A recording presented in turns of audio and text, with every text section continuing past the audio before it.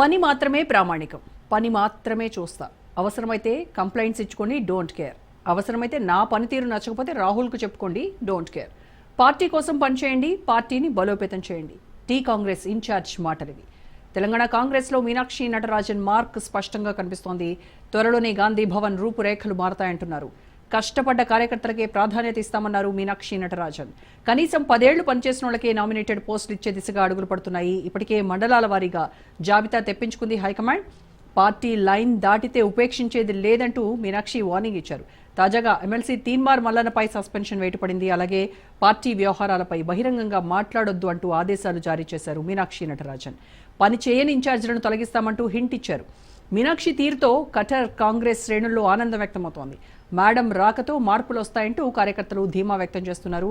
Party ప్రక్షాళన ఖాయమంటూ cadre గుసగుసలాడుతోంది.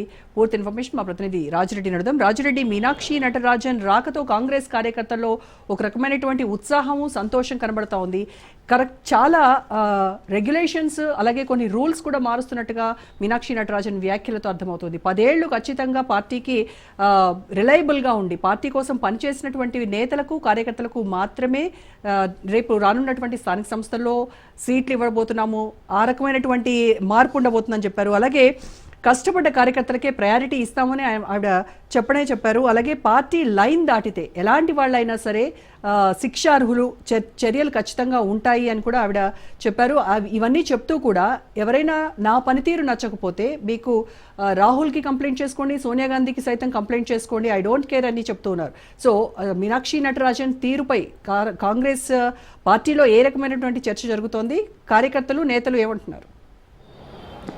Meenakshi Natarajan తెలంగాణకు వచ్చి రాకముందే అందరు ఇన్ఛార్జీలాగా నేను కాదు, అందరు ఇన్ఛార్జీలు వేరు, నేను వేరు అనేది కూడా మీనాక్షి నటరాజన్ ముద్ర వేసుకుంటున్నారు. వచ్చి రావడంతోనే తెలంగాణకు నేను వస్తున్నట్టు ఓటింగ్లు పెట్టద్దు, కటౌట్లు పెట్టద్దు, నేను వచ్చినందుకు శాల్వలతో సన్మానం చేయొద్దు, బొకేలు ఇవ్వద్దు, నేను సింపుల్ సిటీకి కేర్ ఆఫ్ అడ్రస్గా ఉంటా, నా సుట్ కేసులు ఎవరు మోయొద్దు, నా బ్యాగులు ఎవరు మోయొద్దు, ఎవరు లాబింగ్ చేయొద్దు అనేది కూడా కరాఖండిగా చెప్పారు. ఆమె చెప్పడమే కాదు, ఆచరణలో కూడా ఆ రకంగానే ఉంటానని ఇంటిస్తున్నారు. వరుసగా పార్లమెంటుకు సంబంధించిన నియోజకవర్గాల నాయకులతో భేటీ అవుతున్నారు. ప్రస్తుతం ఆదిలాబాద్ నియోజకవర్గ నాయకులతో కూడా భేటీ అయ్యారు. అదే అంశం చెప్పారు. నేను ఏం తప్పు చేసినా, నేను పార్టీ లైన్ దాటి క్రాస్ చేస్తే నా పైన రాహుల్ గాంధీకి ఫిర్యాదు చేయండి, సోనియా గాంధీకి ఫిర్యాదు చేయండి, మల్లికార్జున ఖర్గేకి ఫిర్యాదు చేయండి. మీరు కూడా ఎవరైనా పార్టీ లైన్ దాటితే మీ పైన కూడా చర్యలు ఉంటాయి. ఎంతటి వారైనా ఉపేక్షించేది లేదు, ఎంతటి పెద్దవాళ్ళైనా ఉపేక్షించేది లేదు అని కరాఖండిగా చెప్తున్నారు. అంటే ఆమె ఇన్ని రోజులు ఉన్నటువంటి ఇన్ఛార్జీలు వేరు, నేను వేరు అని మాటల్లో కాకుండా చేతల్లో కూడా అదే విధంగా ముందుకెళ్లాలనేది చూస్తున్నారు. అందులో భాగంగా షూప్ టాప్ చేసే నాయకులు, లాబింగ్ చేసే నాయకులు నా దగ్గరికి రావద్దు, షూప్ టాప్ చేసే నాయకులకు, లాబింగ్ చేసే నాయకులకు నేను ప్రియారిటీ ఇవ్వను, అంతేకాకుండా కొత్తగా జాయిన్ అయినటువంటి నేతలకు కూడా స్థానిక సంస్థల ఎన్నికల్లో టికెట్లు ఇవ్వను, నామినేటెడ్ పోస్టులు ఇవ్వను అనేది కూడా కరాఖండిగా చెప్తున్నారు. ఎందుకంటే ఈ 10 సంవత్సరాలు కాంగ్రెస్ ప్రతిపక్షంలో ఉంది, 10 సంవత్సరాలు మినిమం ప్రతిపక్షంలో ఉన్నప్పుడు పార్టీ జెండా మోసి, పార్టీ కండవ కప్పుకొని, పార్టీ కోసం పనిచేసినటువంటి కార్యకర్తలను, నాయకులను మాత్రమే గుర్తిస్తాము, వారికి మాత్రమే పదవులు ఇస్తామనేది కూడా ఆమె చెప్తున్నారు. ఈ యొక్క నేపథ్యంలో గ్రౌండ్లో కట్టర్ కాంగ్రెస్ కార్యకర్తలు ఎవరైనా ఉన్నా, కట్టర్ కాంగ్రెస్ నాయకులు ఎవరున్నా వాళ్ళంతా కూడా ఖుషి అవుతున్నారు. ఎందుకంటే గతంలో ఏ ఇన్ఛార్జి కూడా ఈ రకంగా చెప్పలేదు. కష్టపడ్డ నాయకులకు, కష్టపడ్డ కార్యకర్తలకు ప్రాధాన్యత ఇస్తామని ఏ ఇన్ఛార్జి కూడా మాకు చెప్పలేదు. అంతా కూడా గాంధీ భవన్ లాబింగ్, ఢిల్లీ లాబింగే నడిచింది.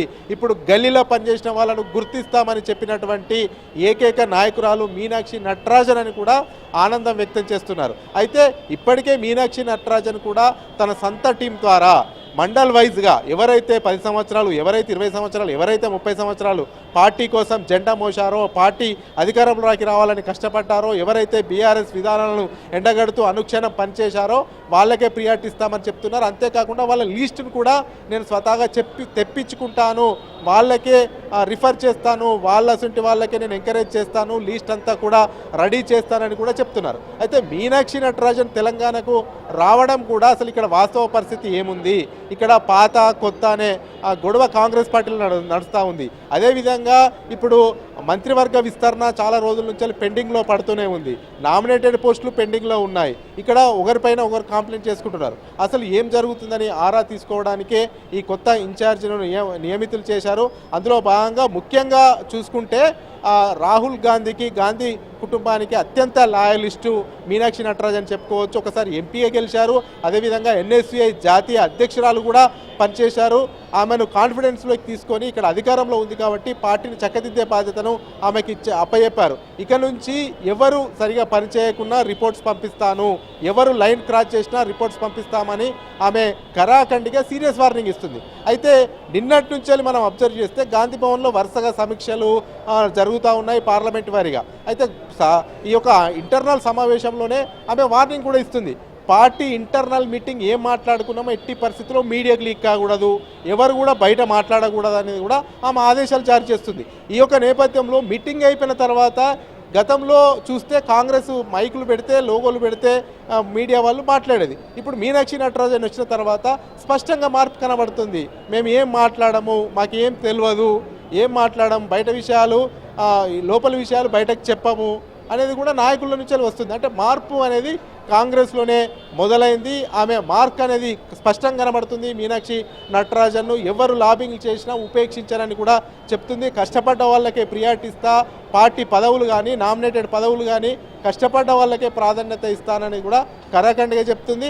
అంతేకాకుండా అంతర్గత విభేదాలు ఏవైతే ఉన్నాయో అంతర్గత విభేదాలను పక్కకు పెట్టండి, అందరూ ఏకతాటి పైన నడవండి. ఎవరికైనా, ఏ నాయకులకైనా ఏ ఇబ్బంది వచ్చినా, సమస్య వచ్చినా, పలానా వ్యక్తితో ఈ పార్టీకి నష్టం జరుగుతుంటే స్వయంగా నాకే వచ్చి చెప్పండి, కానీ ఎక్కడ కూడా బహిరంగంగా మాట్లాడకూడదు, పార్టీ లైన్ దాటకూడదు. పార్టీ లైన్ దాటితే ఎమ్మెల్యే అయినా, మంత్రి అయినా, ఎంపీ అయినా ఎవరిని ఉపేక్షించేది లేదు అనేది కూడా సీరియస్గానే వార్నింగ్ ఇస్తున్నటువంటి పరిస్థితి కనబడుతుంది. అయితే మొత్తానికి చూసుకుంటే రోజా గత ఇన్ఛార్జీలు వేరు, ఇప్పుడు వచ్చిన మీనాక్షి ఇన్ఛార్జి వేరు అనే లాగానే ఆమె వ్యవహారం ఉంది. మొత్తానికైతే కట్టర్ కాంగ్రెస్ నాయకులు, పాత కాంగ్రెస్ కార్యకర్తలు ఎవరైతే ఉన్నా, పాత కాంగ్రెస్ నాయకులు ఎవరున్నా కానీ ఈమె స్టేట్మెంట్స్ వల్ల ఖుషి అవుతున్నారు. ఇక మంచి డేస్ వస్తున్నాయి కాంగ్రెస్కు, ఇక కాంగ్రెస్ పార్టీ కూడా బలోపేతం అవుతుంది అనేది కూడా హ్యాపీగా ఫీల్ అవుతున్నటువంటి పరిస్థితి అయితే కనబడుతుంది. Right, thank you Rajireddy.